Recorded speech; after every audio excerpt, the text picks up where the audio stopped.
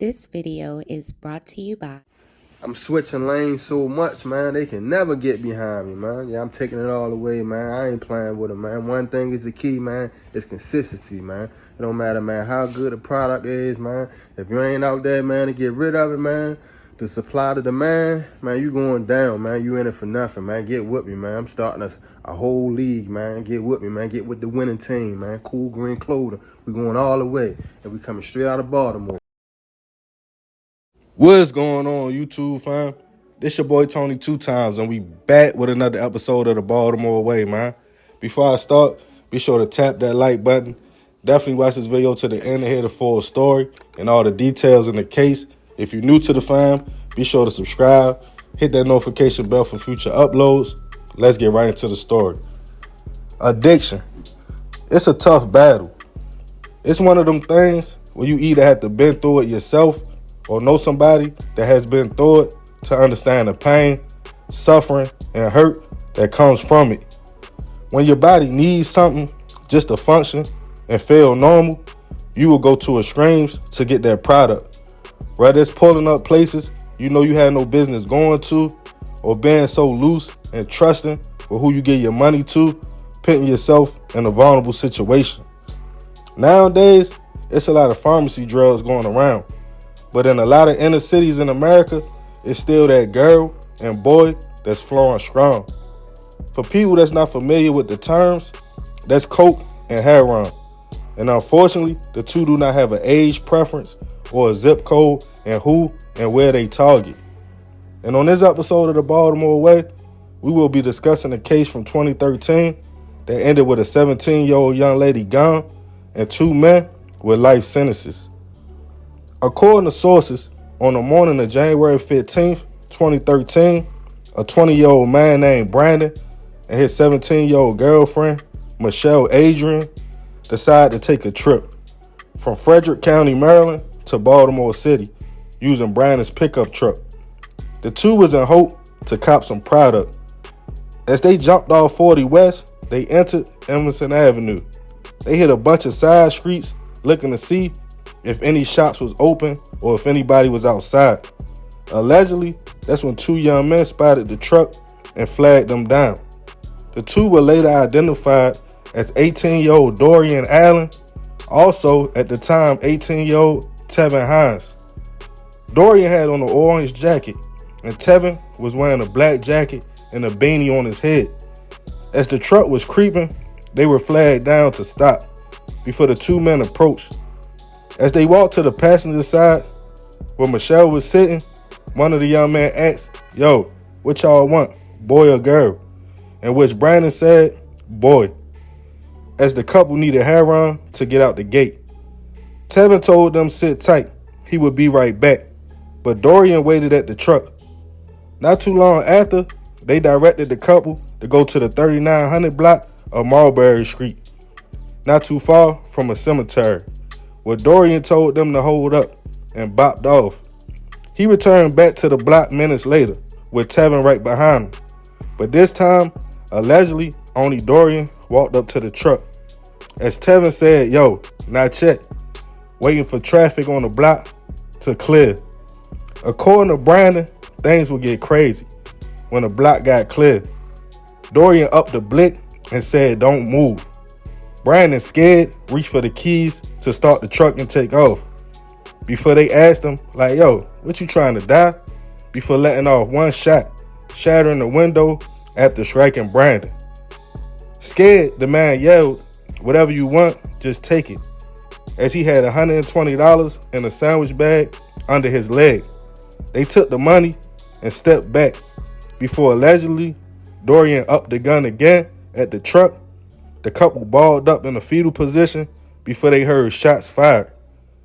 Baltimore City Police was already in the area, and about 1 hour before the shooting, an officer on patrol saw 2 young men in front of the Normandy Food Market. The police said he knew the two from the neighborhood. He followed the two to another store located at 3939 Emerson Avenue. The officer knew it was Dorian and Tevin and took note of their clothes they was wearing that day. It was about 9:30 a.m. As the two noticed BPD, they quickly hit a side block, but about an hour later, the same police got a call of shots fired on the 3900 block of Marbury Street, just 2 blocks from the corner store he was just at on Emerson Avenue. As police got to the scene, it was a young man and woman in a truck, both shot multiple times. The male victim, Brandon, was able to tell police he and his girlfriend drove to the city to cop, but they were robbed. Unfortunately, 17-year-old Michelle did not survive the shooting and was pronounced gone at the scene. Brandon gave a description of 2 men, one with an orange jacket on and the other with a black jacket and a beanie. The officer quickly told other police about Tevin and Dorian and the clothes they had on from earlier that day. About 5 o'clock p.m. that same day, Dorian was snatched up by BPD for questioning. He stated he was home all day and didn't know anything about a robbery or a shooting. But during the same interview, detectives showed Dorian the surveillance video of him that morning at the corner store. He admitted it was him. As an investigation was going on, police found the orange jacket at the cemetery across the street from the shooting location and a black beanie.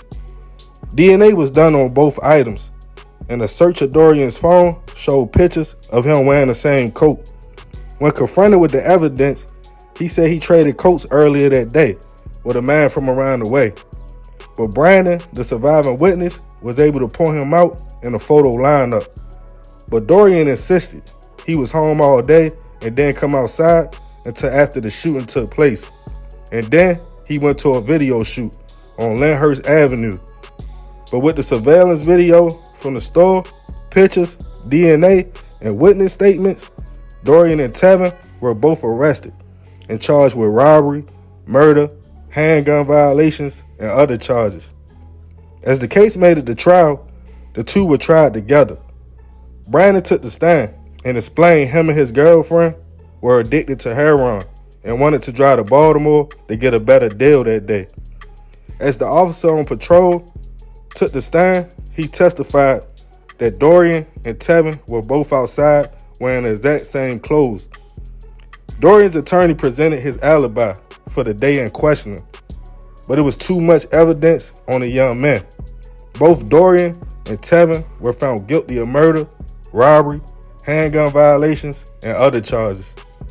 Dorian was sentenced to life plus 25 years in prison. Tevin was sentenced to life with all suspended but 35 years because he allegedly wasn't the trigger man. Rest in peace to Michelle. I send my prayers and condolences to her family. More of this story, addiction makes people do things they normally wouldn't do. It's a disease that overpowers all common sense. The two probably copped from the city before with no problems, but that day they became targets. As for Dorian and Tevin, they threw it all away for $120. They could have even gave them some fake smack or just simply took the money and told them they was beat. But for whatever reasons, it ended in shots fired. Unfortunately, the corners are not even safe for people born and raised on these blocks, so it's definitely not safe for outsiders. Addiction and robbery is unfortunately too inner city, but our city, it just goes hand in hand because, that's just the Baltimore way. Man, crazy story. Rest in peace to that young lady, Like I said, man, they pulled up. They probably tried to get a better deal. You know how it be. If you ever been outside, you ever hustle, it be people coming from all over. You might get somebody that come all the way from PG County. You might get somebody that come from Virginia, wherever. But what I'm saying, they don't know the area. They don't know the landscape. People on the block can tell they not from around there. So you look like a lick. You look like a target. Sometimes people just take your money, send you about your way. But sometimes it get crazy, like a situation like this. I don't know why they shot, but from earlier that day, they already was outside wearing the same clothes. So they was caught already. They probably ain't know the dude was gonna survive. The young lady was 17, she lost her life. Sad situation, man, because addiction ain't nothing to play with. And like I said, it puts you in a mindset where you feel like you just gotta go get it. You don't care how you get it. You don't care what neighborhood you go to. You don't care how cruddy the people look. You jumping out, you just like, yo, where is that? And then something like this happen, man. But y'all already know, man, this is another episode of the Baltimore Way. I appreciate you if you made it to the end. This your boy Tony 2 times. Follow me on Instagram at _Tony 2 times. For any video requests or you want to promote something, email me at tony2times.biz@gmail.com. Love y'all, fam. I'm out. What's going on, YouTube, fam? This your boy Tony 2 times, and we back with another episode of the Baltimore Way, man. Before I start, be sure to tap that like button. Definitely watch this video to the end to hear the full story and all the details in the case. For all my day one supporters, y'all already know it's all love. Thanks for tuning back in. If you're new to the fam and you feeling the content, feel free to subscribe. Definitely tap that notification bell so you can be notified every time we drop a new video. Let's get right into the story. In cities all over America, unfortunately, violent crimes have been on the rise.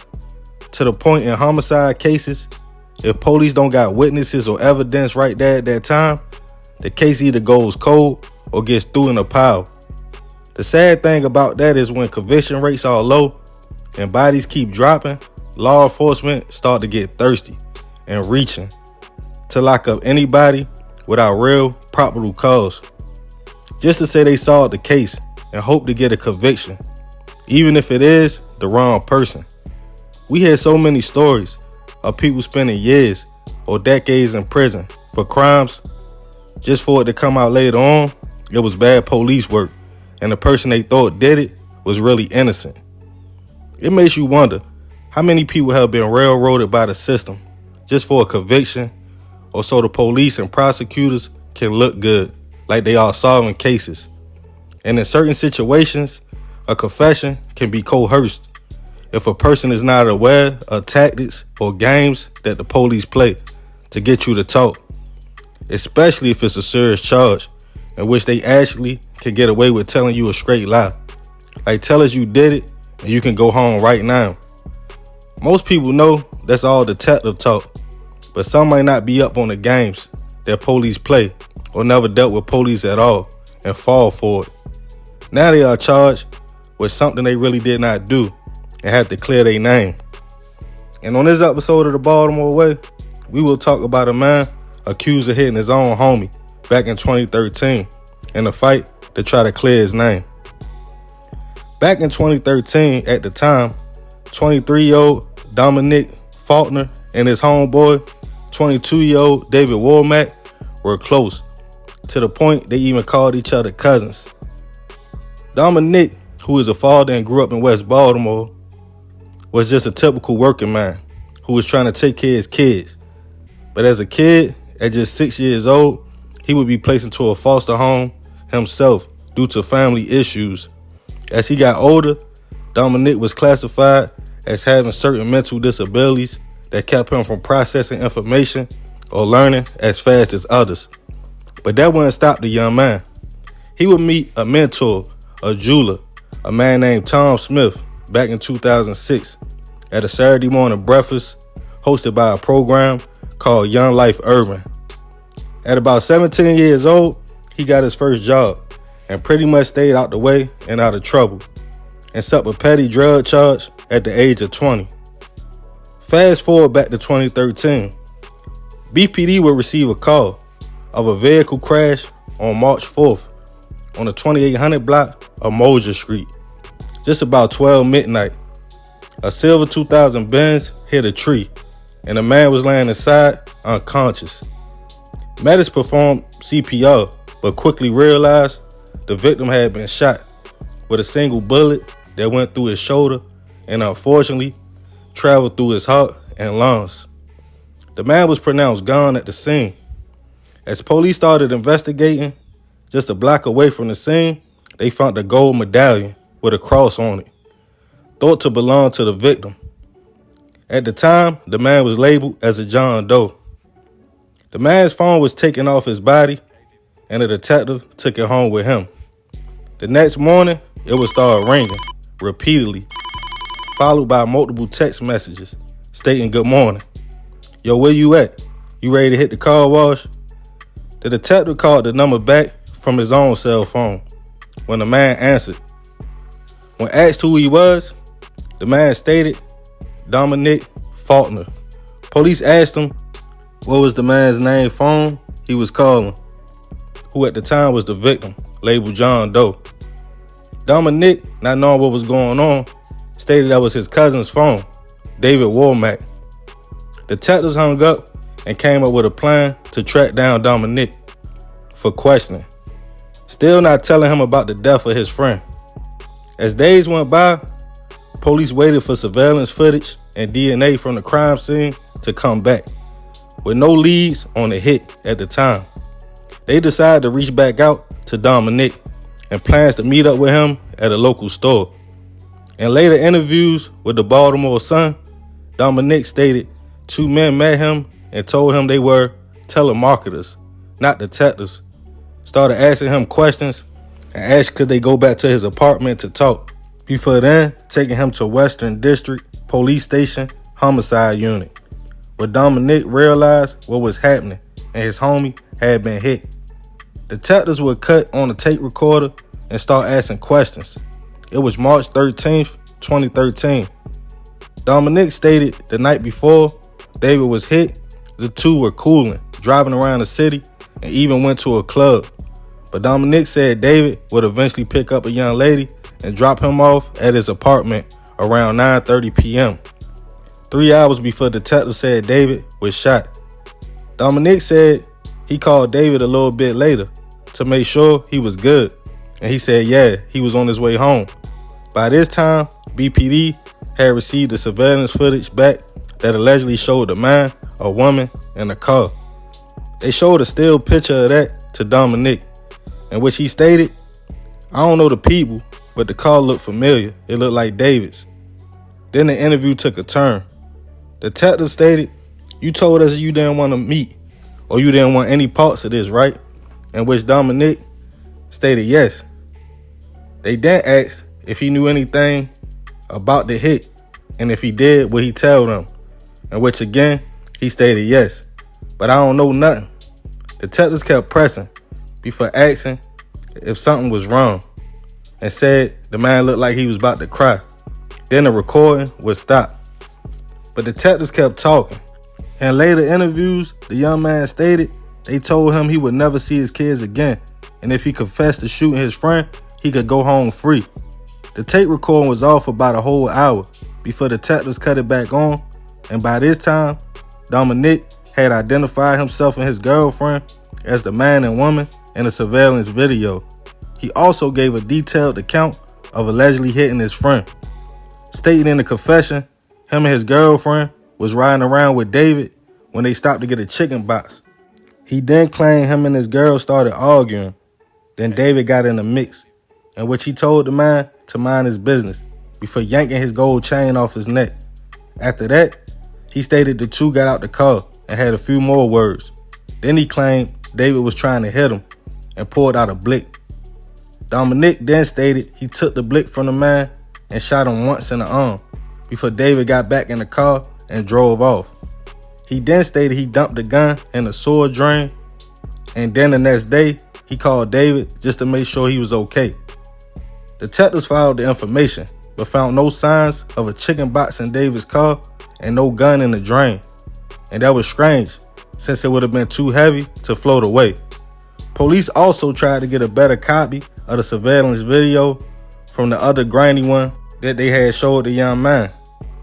But even though they had no physical evidence with the confession, Dominic was eventually charged with the murder of his homie. His girlfriend was questioned after that, and with hearing what detectives said, she could not believe it, stating her and Dominic was in bed when the shooting took place.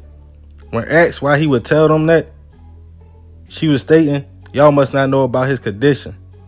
He had learning disabilities and probably doesn't understand none of this. But Dominic was still taken into custody. While locked up, he was mentally evaluated, showing his IQ was in one of the lowest percentage, leading to questions about his understanding and about what was going on. Dominic came up with a solution and called on the one person he thought could help him, his mentor, Mr. Tom. He told the man he didn't understand why he was locked up. He didn't murder anybody, and he wanted to see his kids. Dominic stated, "They told me if I confessed, they would let me go." Having a close relationship with Dominic, Mr. Tom believed everything he was saying and agreed to help. Using his resources, reaching out to lawyers, as they started digging deep into the case, they realized there was no evidence, and during the alleged confession, the tape cut off for almost an hour. And when it came back on, you hear Dominic with a shaky voice and mispronouncing certain things, making a confession. Then he stated he caught the number 15 bus at Emerson Avenue after he shot David and went home. Eventually, after lawyers fought for 19 months, they were able to use certain motions and Dominic's IQ results to get him released on home monitoring. But the case wasn't over yet. About 14 months would go by, and in May 2016, Dominic would go to trial. A psychologist showed his IQ scores, which indicated Dominic was high risk of being coerced into making a false confession. Lawyers asked the police about the missing hour of the recording and about physical evidence. But once detectives took the stand, they stated it doesn't take a genius to shoot a gun, and they were helping Dominic in a self-defense claim. Dominic lawyers fought for the confession to be thrown out of court and won. Now, without that information, detectives tried to argue that Dominic was calling David the next day to try to cover up his tracks and knew too many details about the hit. The trial lasted 5 days, and the jurors took 6 hours to come back with a verdict, leading to all charges being dropped against Dominic and him being acquitted for the hit. No one from David's family came to court, being that both his parents passed away 2 months apart back in 2011, and other family members lived out of town. His girl at the time and mother of his infant child was told the person confessed and was caught on tape. She never knew no one was not convicted, and her baby father's case was unsolved. The BPD detectives who interviewed Dominic, one left the force and the other transferred to another unit. In a later interview, Dominic spoke on how scared he was, thinking he would get life in prison for something he didn't do.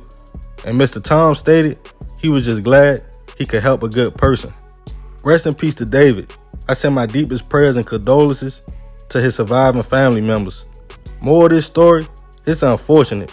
Police sometimes jump the gun to get a conviction. To a lot of them, it's just a job. They don't care about the victim or the person being accused, innocent or guilty. It's just another closed case.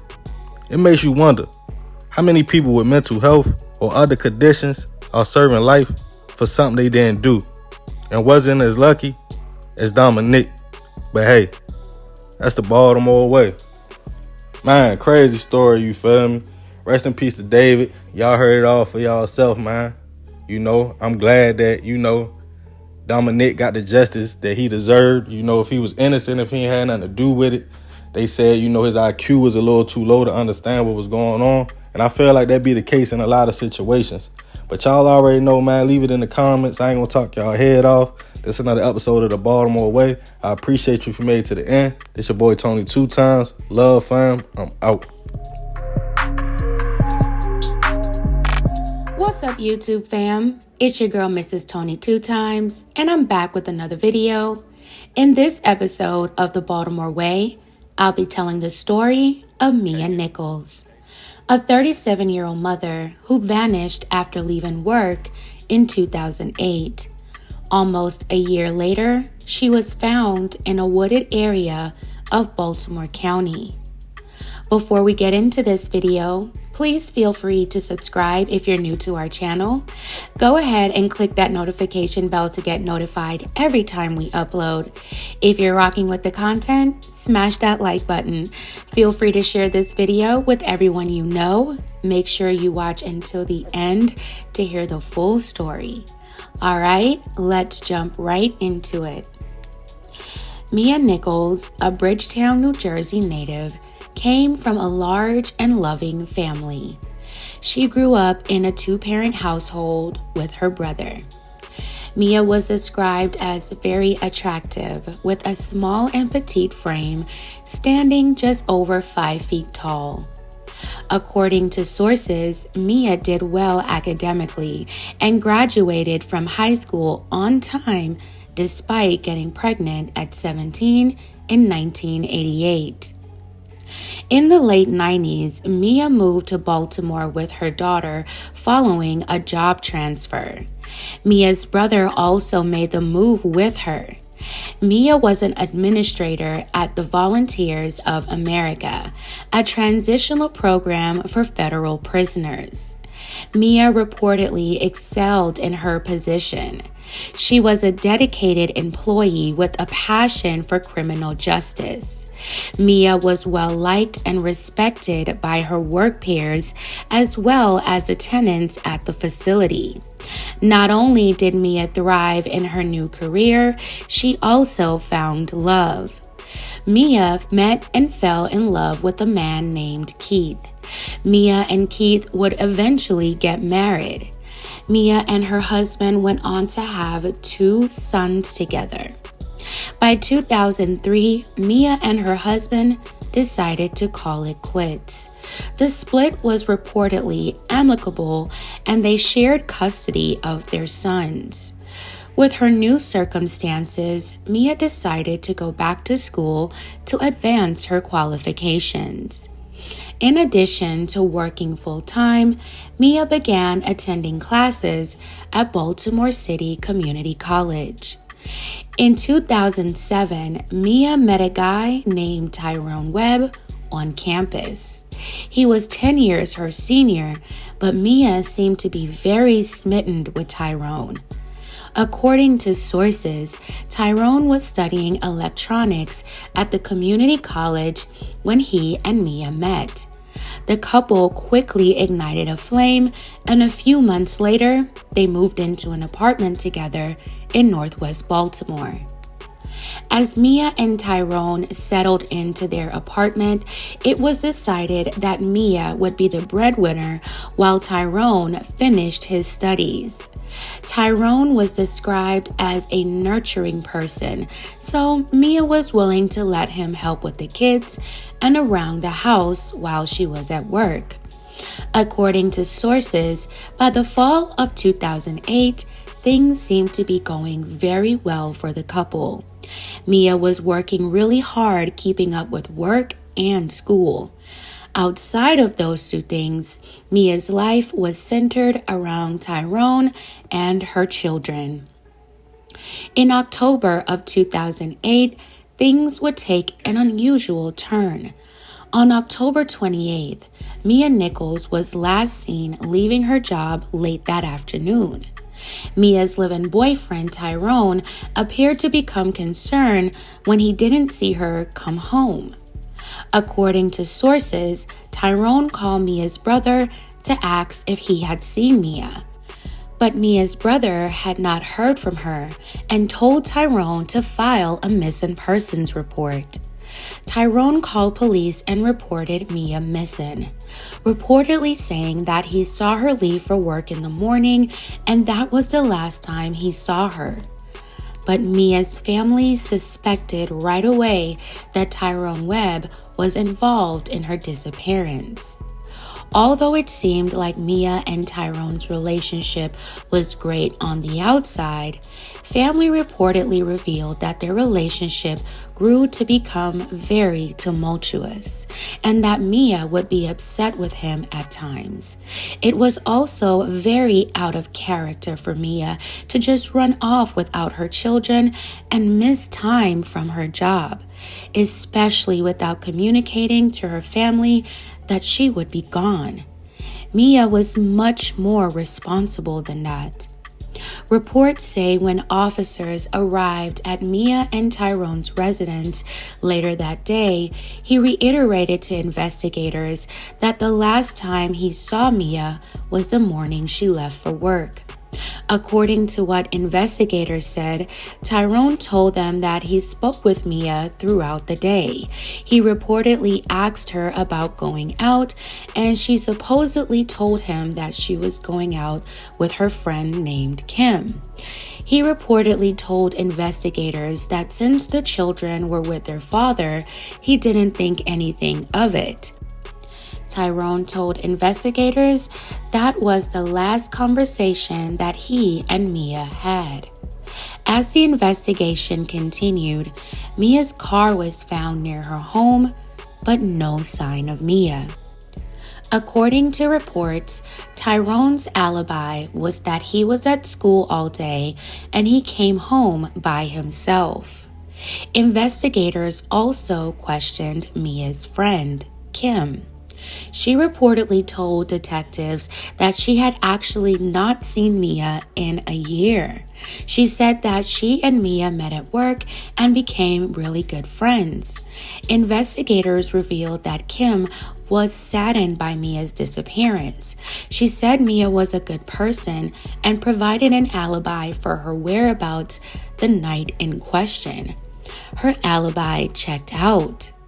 Officers also kept an eye out for any kind of activity on Mia's bank accounts, but the only transaction was an automatic payment for her cell phone.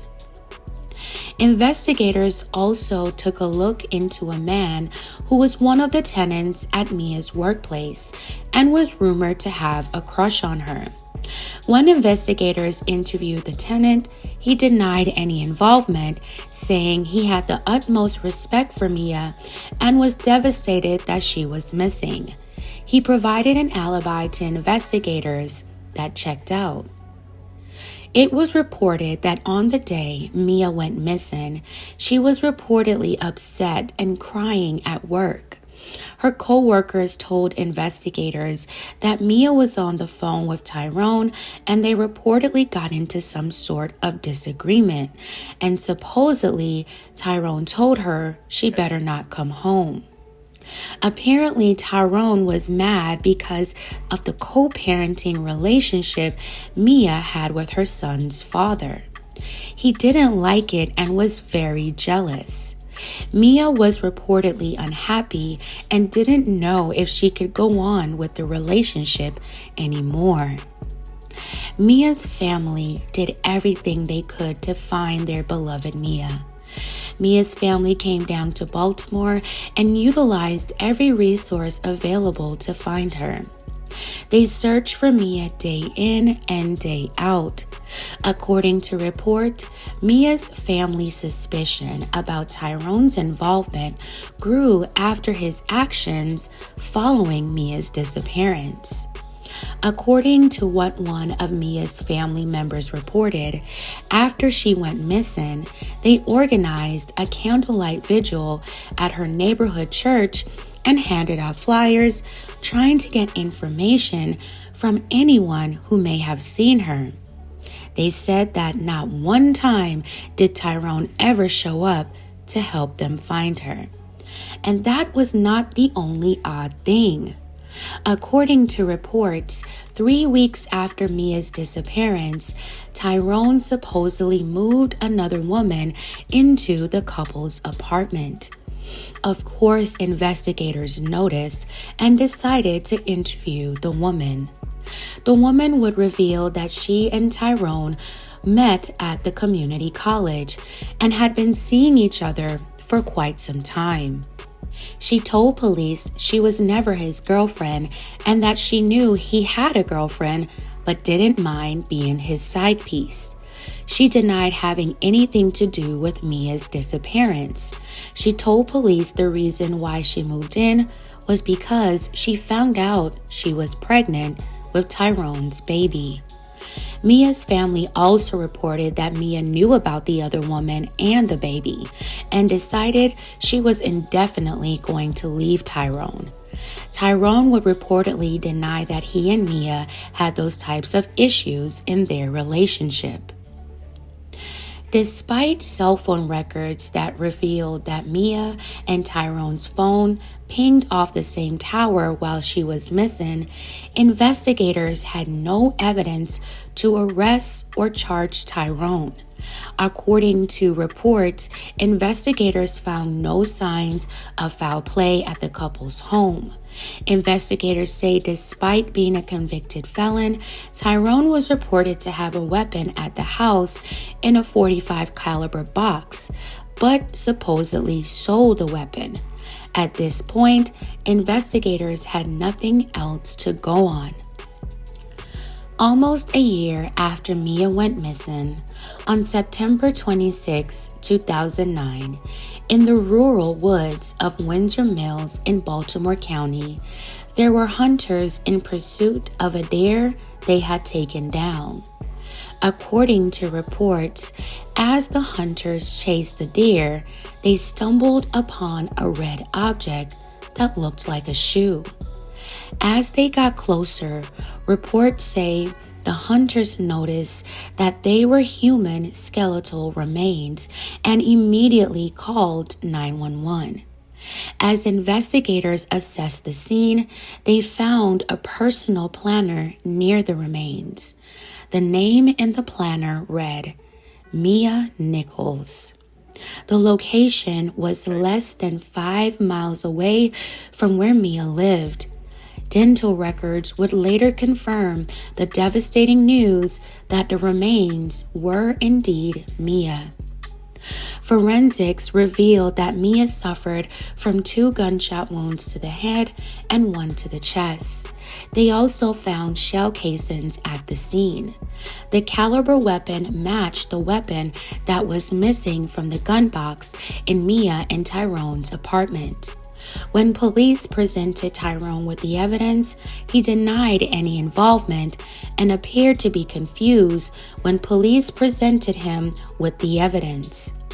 According to reports, he was arrested at his mother's house without incident and charged with Mia's slaying. He was held without bail. In 2010, Tyrone Webb would go on trial for the first time in Baltimore County. He nearly beat the charges when a hung jury resulted in a mistrial in April of that year. According to reports, the fact that the weapon used in the crime was not found played a key part in Tyrone's defense. Despite that outcome, Mia's family never gave up hope that justice would be served. Reports say Mia's family even offered a reward for any information that might lead to the capture of Mia's killer. According to reports, in the year that followed the mistrial, information slowly trickled in that helped investigators build a more solid case. And then when an informant came forward in 2011 with new information, the case was reopened. The informant revealed that Mia was slain in her apartment in Baltimore City, and Tyrone confessed that he took Mia's life because he had another girl on the side, but wanted to stay in a relationship with Mia because she paid for everything. According to reports, since the informant reported that Mia had been slain in a city apartment, Tyrone's defense filed a motion to transfer the case to Baltimore City. The case went to trial the following year. The trial began in January 2012, and in addition to the previous evidence, prosecutors now had the testimony of the informant. The witness testified that Tyrone was possessive and didn't want Mia to leave because of the other woman. The witness told the jury that Tyrone told him how he took Mia's life. Tyrone's defense fought to discredit the witness, but the witness told the court that he wasn't promised anything in exchange for his testimony and said he was just doing what was right. On January 30th, 2012, the jury found Tyrone Webb guilty. According to reports, the guilty verdict brought some peace and closure to Mia's family, especially to her children and parents. Although the verdict was the justice Mia's family hoped for almost 3 years, it doesn't bring back their beloved Mia. In April of 2012, Tyrone Webb was sentenced to life plus 20 years in prison. Fam, I send my deepest and most heartfelt condolences to Mia's family and loved ones. I am so sorry for their loss. From how Mia was described, she seemed to be a joy to be around, a kindred spirit who had love for helping others. In my opinion, Mia was the complete package and was worth so much more than how she was being treated by Tyrone. I don't think he deserved Mia. He took advantage of her and the love she had for him. But Mia was probably at her breaking point and was about to put him out. In my opinion, he probably realized his free ride was coming to an end and didn't want to lose control. He thought he was going to get away with it, but got exactly what he deserved. Tell me your thoughts about Mia's story in the comments below. My prayers are with Mia's family, especially during this time of year, and also with everyone who has a difficult time during the holiday season, coping with the loss of their family and loved ones. Speaking from experience, I know it can be a really tough time. You all are in my thoughts and prayers. All right, fam, that's it for this episode of The Baltimore Way. Thank you all so much for watching. Please don't forget to like, share, and subscribe. This is your girl, Mrs. Tony 2 times, and I'm out. What is going on, YouTube fam? This your boy Tony 2 times, and we back with another episode of The Baltimore Way, man. Before I start, be sure to tap that like button. Definitely watch this video to the end to hear the full story and all the details in the case. For all the day one fam, welcome back. Thanks for tuning back into another episode. Y'all already know it's all love. If you're new to the channel and you feeling the content, feel free to subscribe. Definitely hit that notification bell so you can be notified every time we drop a new video. Let's get right into the story. Brothers, that's a wonderful thing. Having someone that literally bleeds like you bleed. Having one or both of the same parents. Sharing goals and dreams together. Being on the same page. And just somebody you could call on to have your back no matter what. I got 3 little sisters. No brothers at all. But I used to always say, if I had a brother, I wouldn't have dealt with a lot of people when I was out there. It just would have been me and bro. Because I know my blood would have my back and best interest, right or wrong. Coming up in a struggle builds character. It also teaches you how to make a dollar by any means necessary. And street life everywhere in the world has ups and downs. I have been a lot of places and states, and I respect the culture in another person's backyard.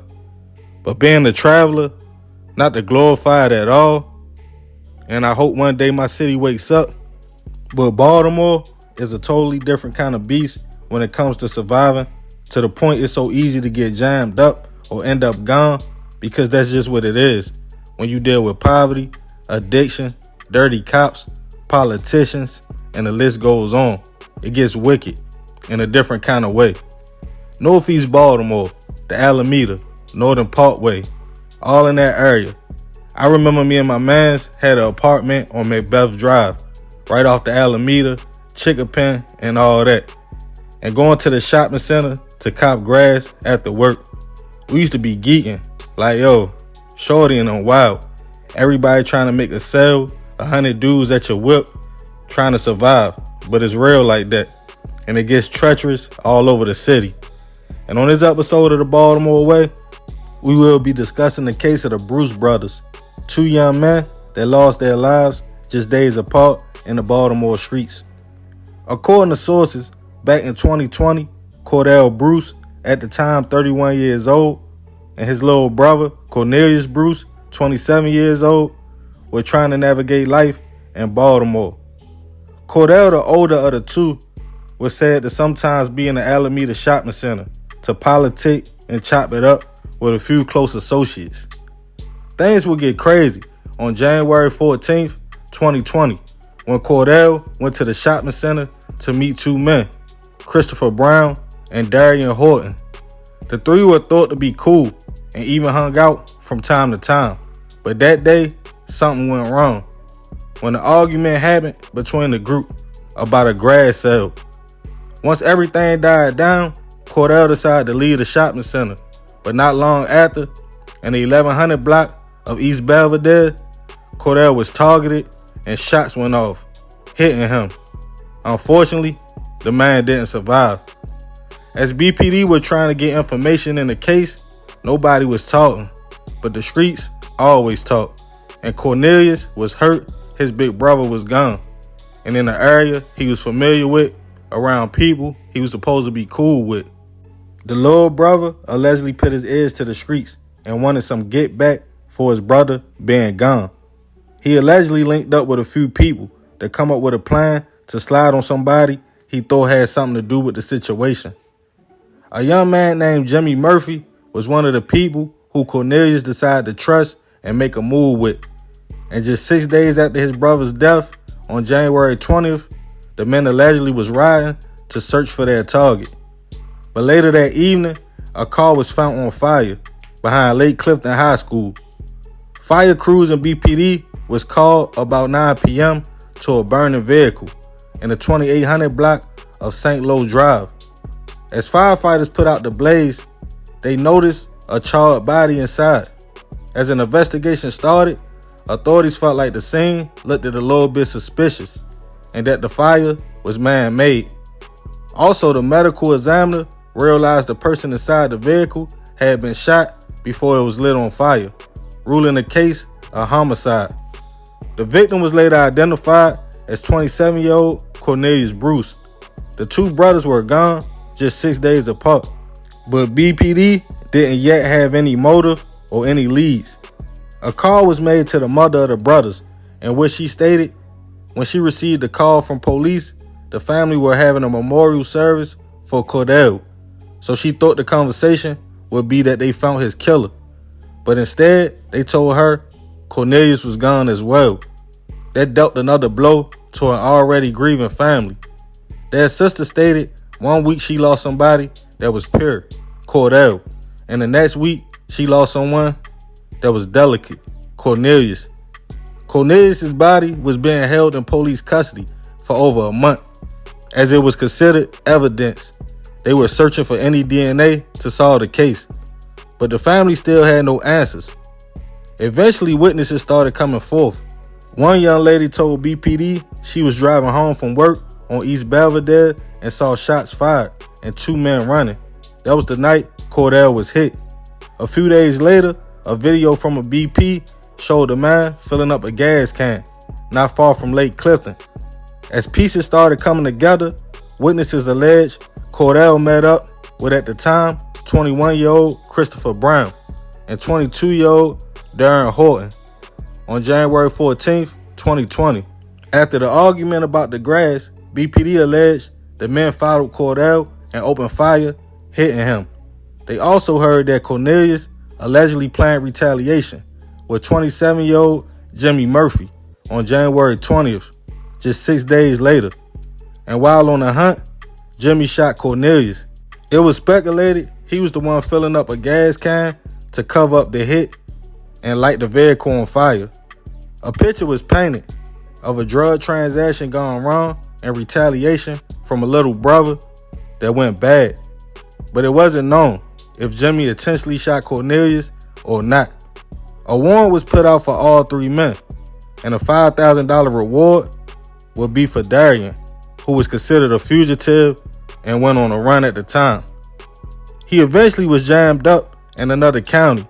After a lady got stopped in traffic, the car got searched and led them back to a hotel room where Darian was allegedly hiding out at. And almost 2 years later, on February 15th, 2022, all three men were indicted on first-degree murder charges, firearm violations, and Jimmy for arson as well. As the cases started making it to trial, Christopher and Darian were found guilty in the involvement of the death of both brothers. But at this time, they are both still awaiting sentencing. As for Jimmy, Him and his attorneys rejected a plea earlier this year. He has a trial date set for March 1st, 2023. He is innocent until proven otherwise. Rest in peace to Cordell and Cornelius. I send my deepest prayers and condolences to the family. Some say Cordell was cool with Christopher and Darian, and they was jealous of him making moves. But of course, nobody really knows. As far as Cornelius, to me, it sounds like a backdoor situation, but I won't speculate. More of this story, watch who you trust and do dirt with. The same people you ride and eat with will be the same people who turn around and snake you. There's no love in the streets. Don't think your so-called mans won't knock you off, especially if money is involved. Two brothers gone 6 days apart because they trusted the wrong people. But hey, that's the Baltimore way. Man, crazy story. Rest in peace, Cornelius and Cordell. I send my deepest prayers to their mother, their family. You feel me? I'm very familiar with this area. Very familiar. I lived up there for like 2-3 years. And on the low, it be a lot going on up there. But I ain't going to talk too much about that. But as far as Darian and Christopher, they already got found guilty. They just waiting to get their time. As far as Jimmy, don't nobody know if that was him on the surveillance footage or not. But they trying to link that to the situation as well. But yeah, man, I ain't gonna tuck y'all head off. Y'all heard the story, leave it in the comments. Remember to be respectful. I appreciate you if you made it to the end. Y'all already know it's all love, fam. This is another episode of the Baltimore Way. This your boy Tony 2 times. I'm out. What's up, YouTube fam? It's your girl, Mrs. Tony 2 times, and I'm back with another video. In this episode of the Baltimore Way, I'll be telling the story of Deidre Griffin, a Michigan native who took her child's father's life in Baltimore after a nasty custody battle. But before we get into this video, please don't forget to subscribe if you're new to our channel. Go ahead and click that notification bell to get notified every time we upload. If you're rocking with the content, smash that like button. Feel free to share this video with everyone you know. Make sure you watch until the end to hear the full story. All right, let's jump right into it. Deidre Griffin grew up in Bay City, Michigan. She kept to herself for the most part and concentrated more on school. Deidre was brought up by her parents and pretty much got what she wanted. After high school, Deidre joined the Army Reserves before continuing her education in biochemistry and molecular biology at Penn State. In 2007, all of Deidre's hard work paid off, and she landed a job in healthcare administration at the University of Maryland. While in Maryland, she was focused on her career for most of her younger years. So by the time she was in her late 30s, Deidre was ready for a change. Deidre decided to try online dating and ended up making a love connection with a Baltimore native, Lonnie Pay Jr. Lonnie Pay Jr. was born in Baltimore in 1963. He grew up on his grandmother's farm with his brothers. While they enjoyed their time on the farm, they were also responsible for tending to the crops and animals. It was a lot of hard work and dedication. With Lonnie's upbringing and dedicated work ethics, he would one day own his own successful construction business. Lonnie saved his money and bought a beautiful home in the suburbs of Randallstown in Baltimore County. As mentioned, Lonnie was a hard worker and worked very long hours, which ended up taking a toll on his personal life. Lonnie was married twice, but both marriages didn't work out, and Lonnie had no intentions of going for a third try. But his desire to not get married again didn't stop him from finding companionship. Lonnie and Deidre hit it off in the beginning, and Deidre loved everything about Lonnie. She liked that Lonnie was established with a nice home, nice cars, and a successful business. People who knew the couple thought of them as great together. Deidre would end up falling in love with Lonnie and moving into his home. Shortly after, in May of 2014, the couple would find out some very surprising news. Deidre was pregnant. Deidre went to get a procedure done a few months prior, which helped to correct her endometriosis, and the doctor advised her that she could get pregnant within 3 months of the procedure.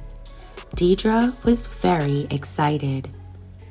Lonnie, however, was not as excited as Deidre because Lonnie did not want to have kids at that point in his life.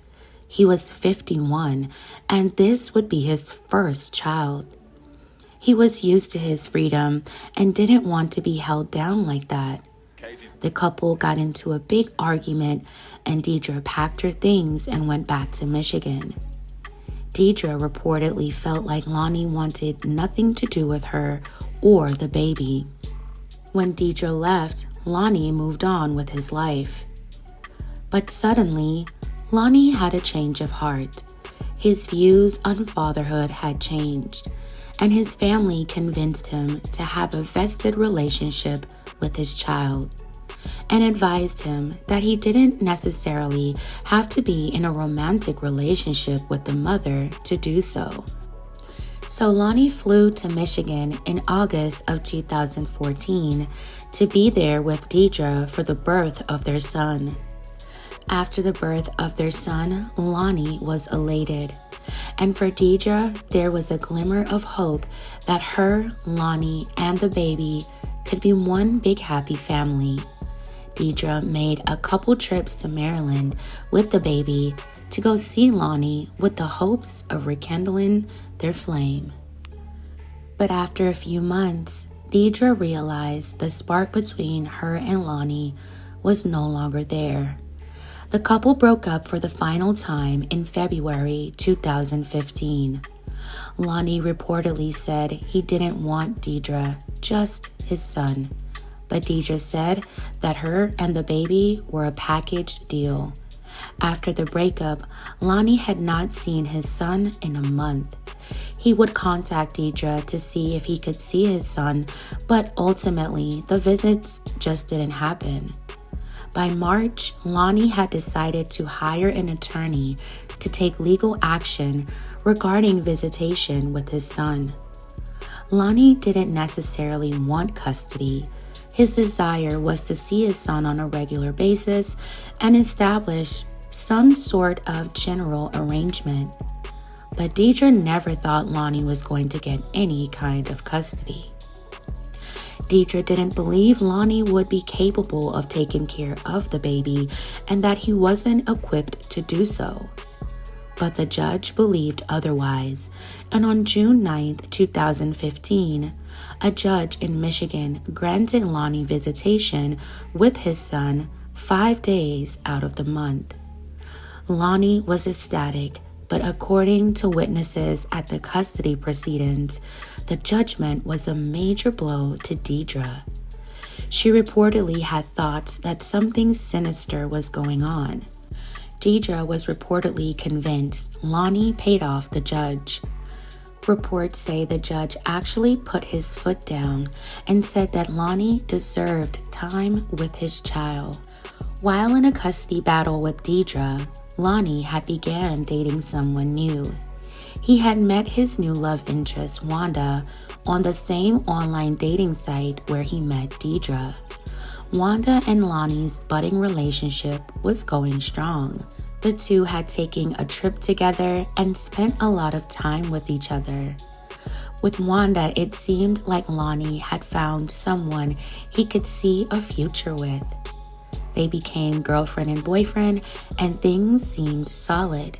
But all of a sudden, Wanda stopped hearing from Lonnie. On July 1st, 2015, around 8 p.m., Wanda called the police from her cell phone while standing outside of Lonnie's home on Travancore Road in Randallstown. When officers from the Baltimore County Police Department arrived, Wanda said that she had not heard from Lonnie since June 19, 2015, and believed something might be terribly wrong. According to investigators, Wanda pointed out that the grass was overgrown and told officers that Lonnie was meticulous about his lawn. The officers at the scene checked the mailbox and discovered that it had not been cleared since June 19, 2015. The unkept lawn and filled mailbox raised police suspicion. Officers were unable to find a way into the house, so they called the fire department to open the front door of Lonnie's home. According to records, while waiting for the fire department, one of the officers checked what appeared to be Lonnie's work van in the driveway. The van was unlocked. The officer noticed a garage door opener located inside of the truck. The officer pressed a button and one of the doors on the attached garage door opened. As the officers entered the garage, the stench of a decaying body overwhelmed them. Once inside, officers found Lonnie's body lying on the garage floor between two of his cars. His body was at the height of decomposition. The first thought was that maybe Lonnie had a medical emergency and couldn't call for help. Officers entered the home and observed no signs of forced entry or evidence of any type of struggle. Officers also noticed that Lonnie had surveillance cameras at his home. There was a camera positioned outside of the front entrance of Lonnie's house. During the search of the garage, officers located 4 bullet casings in between a wall and one of Lonnie's cars. Officers determined the likely cause of Lonnie's passing was homicide. Detectives arrived on the scene around 11:30 that night. Detectives obtained the shell casings found on the floor of Lonnie's garage. They were later determined to be 9mm casings. Investigators questioned Lonnie's current girlfriend. She told detectives how they met and that they had been dating for about 3 months. Wanda reportedly told detectives that she did not live with Lonnie and did not have a key to his house. Wanda did tell detectives that she had stayed the night with him on June 18, 2015, and left for work sometime around 6:30 a.m. on June 19th. She told investigators that she and Lonnie had plans to make dinner together later on that evening of June 19th. She told detectives she left Lonnie's place that morning on good terms with him. Wanda explained to detectives Lonnie was involved in a custody dispute with Deidre, who was currently living in Michigan with her and Lonnie's nearly 1-year-old son. According to reports, Wanda told detectives that Lonnie was awarded visitation. He was scheduled to have his first visitation from June 25th to June 30th, 2015, and that he had planned to drive to Michigan to pick up his son. In addition, Wanda said that she had agreed to go with her boyfriend to shop for a crib and other items prior to the visitation, because Lonnie, at his age, was a first-time father and needed to set up a room for his son. But when Lonnie did not respond to his girlfriend's calls or texts or answer the door on June 19th, Wanda thought that maybe she did something wrong and Lonnie was choosing not to answer her calls or texts. According to records, Wanda decided to go back to her house that night, which was about a 5-minute drive from Lonnie's house. Wanda told detectives she still continued to call and text Lonnie once she got home. Wanda said that she returned to Lonnie's house about every other day and still never received an answer. Records say she thought maybe Lonnie might have left early for Michigan to pick up his son. After receiving no response by July 1st, 2015, A day after Lonnie would have returned from dropping his son off in Michigan, Wanda told detectives that's when she finally called the police. In the days following the gruesome discovery, detectives began reviewing the video surveillance recovered from the front entrance of Lonnie's home. The video showed that on the morning of June 19th, they saw Wanda leaving the home that morning, and Lonnie left about 15 to 20 minutes later. Then the surveillance showed at just before 2 p.m. that afternoon, an unknown person entered the front door with a key. According to detectives, it appeared the person in the video was an African-American woman with a size and stature similar to Lonnie's ex, Deidre. In the surveillance, the person was wearing a tan or brown outfit and a hat with a brim. A few hours later, the video showed Lonnie returning home in his work van and eventually entering the house. A few minutes later, the unknown individual walked out the front door carrying a bag of items, wearing a black glove on one hand. After detectives learned that Lonnie was involved in a custody dispute with Deidre, detectives flew to Ann Arbor, Michigan on July 4th, 2015. Detectives made contact and traveled with officers from the local police department to Deidre's house in Bay City. Deidre was hosting a barbecue for the holiday with her family. When detectives approached Deidre, records say she was cooperative and agreed to go with the detectives to the local station to answer questions. Deidre was forthcoming with the status of her and Lonnie's relationship and talked about the custody battle they went through. Deidre also informed the detectives that she had flown to Baltimore and rented a car on June 16, 2015, for an interview at Johns Hopkins University, but that she flew back to Michigan the very next day on June 17th. And had not returned to Baltimore since then. Detectives confirmed that Deidre did attend an interview at Johns Hopkins University on June 16th. During the investigation, they also obtained a copy of Deidre's rental car agreement, which corroborated Deidre's story. According to records, Deidre picked up a Jeep Cherokee at the BWI rental-car complex on June 16th and then returned it on June 17th. As detectives looked at the rental car records, they found out Deidre had reported that the license plate was stolen from the vehicle. Detectives combed through Deidre's cell phone records and saw that she called a Baltimore area phone number days before the incident may have occurred. According to records, it was discovered that the number belonged to a storage facility in Randallstown and that Deidre had leased a storage unit there.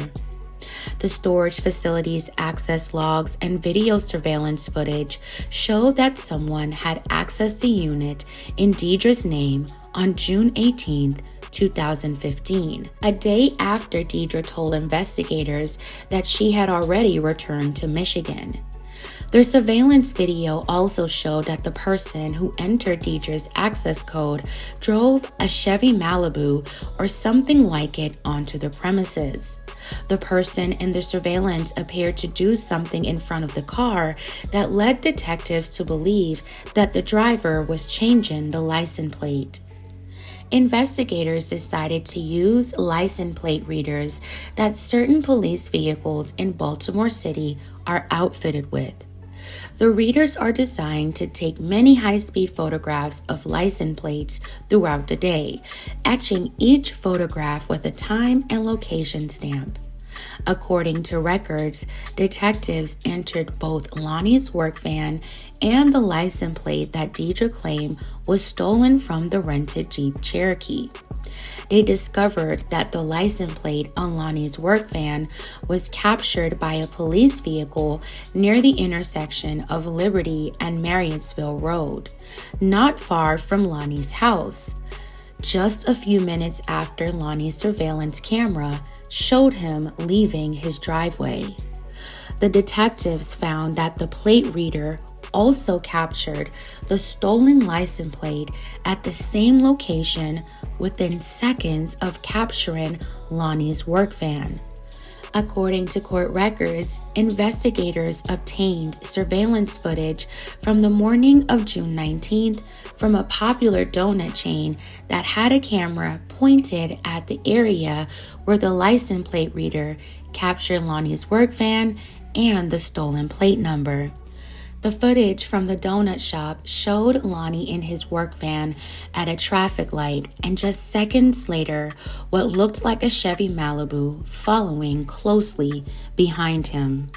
While detectives were in Michigan, they paid a visit to a man named Martin. According to reports, Martin was Deidre's older brother's best friend for many years. During the detective's conversation with Martin, he told them that around June 13, 2015, Deidre contacted him and asked him for a favor. Martin said that Deidre claimed that she had a job interview in Chicago, Illinois, but that her credit cards were maxed out, and she needed a rental car to drive to the interview. Martin told detectives that Deidre asked him to put the vehicle in his name and told him that she would reimburse him for the expense. Being the nice guy that he is, Martin agreed to help her. Reports say Martin gave detectives screenshots of his text conversation with Deidre. Records show one of the texts read, "Martin, thanks for your help. I need a mid-sized car from Wednesday 6/17 until Sunday 6/21. Let me know the cost and I can deposit the funds in a bank account or drop you a check in the mail later. Touch base after you get more details." According to investigators, Martin told them that on June 16, 2015, he went to a rental car company in Ann Arbor and rented a car for Deidre. Martin supposedly drove the car out of the rental facility, parked it in a nearby lot, and left the keys under a rear floor mat because Deidre told him that she would not be able to pick up the car until later. According to detectives, Martin took a picture of the car on his phone and sent it to Deidre, letting her know where the car would be when she arrived to pick it up. Martin later shared the photo of the car with the detectives. He told detectives that the rental car was a light tan Chevy Malibu. Rental records from the car rental company in Ann Arbor indicated that the Malibu was returned in the early morning hours of June 22, 2015. On July 20, 2015, detectives arrested 40-year-old Deidre Griffin for the slaying of Lonnie Pay Jr. A search warrant was executed at Deidre's Michigan home. During the search, police recovered a 9mm semi-automatic, empty boxes of 9mm ammunition, and paper targets with the name of a shooting range printed on them. According to records, detectives went to the range and talked to an employee who remembered seeing Deidre. He said that she came to the shooting range the previous October and told him that although she was familiar with long firearms, she needed to learn how to shoot a 9mm pistol that she had recently purchased. The employees said they provided Deidre with some training and reportedly took a picture of Deidre, according to detectives. Investigators also found out that Deidre had returned to the shooting range twice and practiced during the week leading up to when Lonnie was slain. Deidre's 9mm was tested to determine whether it was the firearm used in the crime. The firearm examiner was able to determine that the weapon recovered from Deidre's home was not the same weapon that fired the bullets or produced the shell casing. The weapon that was used in the crime was never found. After Deidre's arrest, she was arraigned on first-degree murder and firearm charges. She was deemed a flight risk and not granted bond. At her extradition hearing in August 2015, Deidre ended up waiving or not opposing her extradition. She was sent back to Maryland the following month. She was held without bond at the Baltimore County Detention Center. Deidre's trial began in June of 2016. Prosecutors laid out their theory and mountain of evidence against Deidre, including surveillance footage. Prosecutors told jurors that they were going to be left with no doubt. Deidre's defense attorney said the case was entirely circumstantial and told the jury that it was not his client in the grainy surveillance footage. The trial was expected to last about a week. Deidre was found guilty of first-degree murder and use of a firearm in a crime of violence. Months later, Deidre was sentenced to 60 years in a Maryland correctional facility. In April 2018, Deidre filed an appeal, but lost that appeal. Lonnie and Deidre's son is being raised by Deidre's family in Michigan.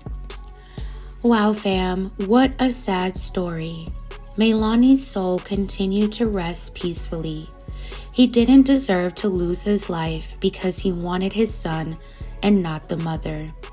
In my opinion, Deidre's anger, jealousy, and lack of control over the situation drove her to do the unthinkable. Deidre's premeditated plot was cold and calculated. She really thought that she was smart enough to get away with it. It's really sad that their son now has to grow up without both parents. Anger only brings destruction. Fam, tell me your thoughts on this one in the comments below. All right, fam, that's it for this episode of The Baltimore Way. Thank you all so much for watching. Please don't forget to like, share, and subscribe. This is your girl, Mrs. Tony 2 times, and I'm out.